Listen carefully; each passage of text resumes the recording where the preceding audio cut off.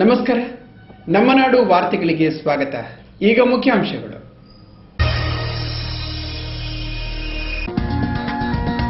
ಕೆಟ್ಟು ಕರಕಲಾದ ಗುರುಪುರ ಮಂಗಳೂರು ರಸ್ತೆ, ಇಲಾಖೆಯ ವಿರುದ್ಧ ಕೆಂಡಾಮಂಡಲವಾದ ಜನತೆ, ಸ್ವಾಮೀಜಿಗಳ ನೇತೃತ್ವದಲ್ಲಿ ರಸ್ತೆ ತಡೆ, ಬೃಹತ್ ಪ್ರತಿಭಟನೆ.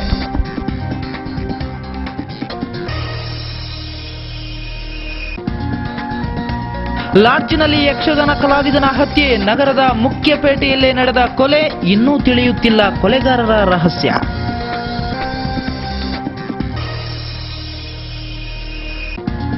ಹೈಟೆಕ್ ಜುಗಾರಿ ಕೇಂದ್ರಕ್ಕೆ ದಿಢೀರ್ ದಾಳಿ, 25 ಮಂದಿ ಜುಗಾರಿಕೋರರ ಸೆರೆ, ನಾಟಕ ಕಲಾವಿದ ಸಹಿತ 10 ಮಂದಿ ಪರಾರಿ. ಮುಲ್ಕಿಯಲ್ಲಿ ಪೊಲೀಸರಿಂದ ಮಿಂಚಿನ ಕಾರ್ಯಾಚರಣೆ.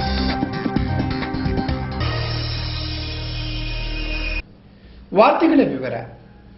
ಕರ್ನಾಟಕ ರಾಜ್ಯ ಮಹಿಳಾ ಅಭಿವೃದ್ಧಿ ನಿಗಮದ ವತಿಯಿಂದ ಸ್ವಸಹಾಯ ಸಂಘಗಳ ಸದಸ್ಯರ ಗುಡಿ ಕೈಗಾರಿಕಾ ಉತ್ಪನ್ನಗಳ ಪ್ರದರ್ಶನ ಮತ್ತು ಮಾರಾಟ ಮೇಳವನ್ನು ಜಿಲ್ಲಾ ಉಸ್ತುವಾರಿ ಸಚಿವ ಕೃಷ್ಣ ಜೆ ಪಾಲೆಮಾರು ಉದ್ಘಾಟಿಸಿದರು. ಕರ್ನಾಟಕ ರಾಜ್ಯ ಮಹಿಳಾ ಅಭಿವೃದ್ಧಿ ನಿಗಮ ಬೆಂಗಳೂರು, ಮಹಿಳಾ ಮತ್ತು ಮಕ್ಕಳ ಅಭಿವೃದ್ಧಿ ಇಲಾಖೆ ಇದರ ಸಹಯೋಗದೊಂದಿಗೆ ಮಹಿಳಾ ಉದ್ಯಮ, ಸ್ತ್ರೀಶಕ್ತಿ ಗುಂಪುಗಳು ಉತ್ಪಾದಿಸಿದ ವಸ್ತುಗಳ ಪ್ರದರ್ಶನ ಮತ್ತು ಮಾರಾಟ ಮೇಳ ಮಂಗಳೂರಿನ ಲೈಟ್ ಹೌಸ್ ಮಹಿಳಾ ಸಭಾಂಗಣದಲ್ಲಿ ನಡೆಯಿತು. ಕಾರ್ಯಕ್ರಮದ ಪ್ರಾರಂಭದಲ್ಲಿ ಕರ್ನಾಟಕ ರಾಜ್ಯ ಮಹಿಳಾ ಅಭಿವೃದ್ಧಿ ನಿಗಮದ ಅಧ್ಯಕ್ಷೆ ಶ್ರೀಮತಿ ಸರೋಜಿನಿ ಭಾರದ್ವಾಜ್ ಪತ್ರಿಕಾಗೋಷ್ಠಿಯನ್ನು ಉದ್ದೇಶಿಸಿ ಮಾತನಾಡಿದರು. ಮೇಯರ್ ಶ್ರೀಮತಿ ರಜನಿ ದುಗ್ಗಣ್ಣ ಪತ್ರಿಕಾಗೋಷ್ಠಿಯಲ್ಲಿ ಉಪಸ್ಥಿತರಿದ್ದರು. ಈ ಸಂದರ್ಭ ವಸ್ತು ಪ್ರದರ್ಶನ ಮತ್ತು ಮಾರಾಟ ಮೇಳವನ್ನು ಉಸ್ತುವಾರಿ ಸಚಿವರಾದ ಕೃಷ್ಣ ಜೆ ಪಾಲೆಮಾರು ಉದ್ಘಾಟಿಸಿದರು.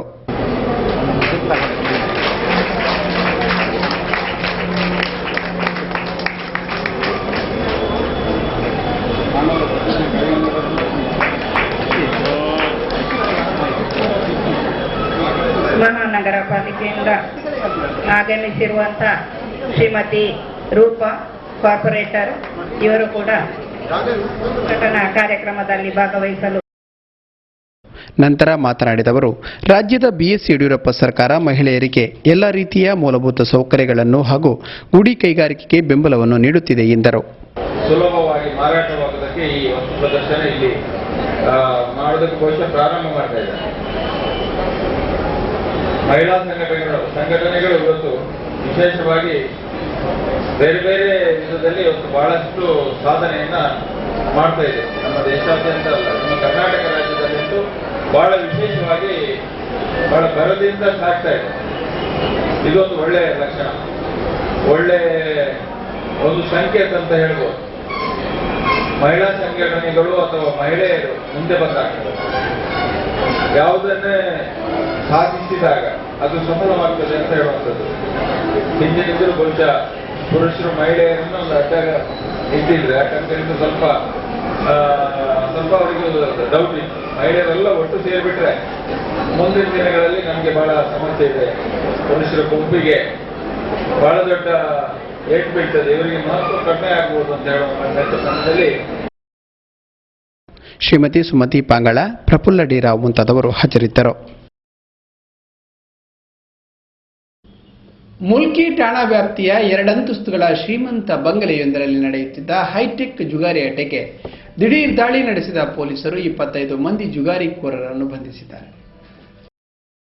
ಮುಲ್ಕಿ ಠಾಣಾ ವ್ಯಾಪ್ತಿಯಲ್ಲಿ 2 ಅಂತಸ್ತುಗಳ ಶ್ರೀಮಂತ ಬಂಗಲೆಯೊಂದರಲ್ಲಿ ರಾಜಾರೋಷ ನಡೆಯುತ್ತಿದ್ದ ಹೈಟೆಕ್ ಜುಗಾರಿ ಅಡ್ಡೆಗೆ ದಿಢೀರ್ ದಾಳಿ ನಡೆಸಿರುವ ಪಣಂಬೂರು ಎಸಿಪಿ ಪುಟ್ಟಮಾದಯ್ಯ ನೇತೃತ್ವದ ತಂಡ 25 ಮಂದಿ ಜುಗಾರಿಕೋರರನ್ನು ಬಂಧಿಸಿ ಆಟಕ್ಕೆ ಬಳಸಿದ 2.16 ಲಕ್ಷ ರೂಪಾಯಿ ನಗದು, 17 ಕಾರುಗಳು, 4 ಬೈಕ್ಗಳು ಹಾಗೂ 25 ಮೊಬೈಲ್ಗಳನ್ನು ಮುಟ್ಟುಗೋಲು ಹಾಕಿದ್ದಾರೆ.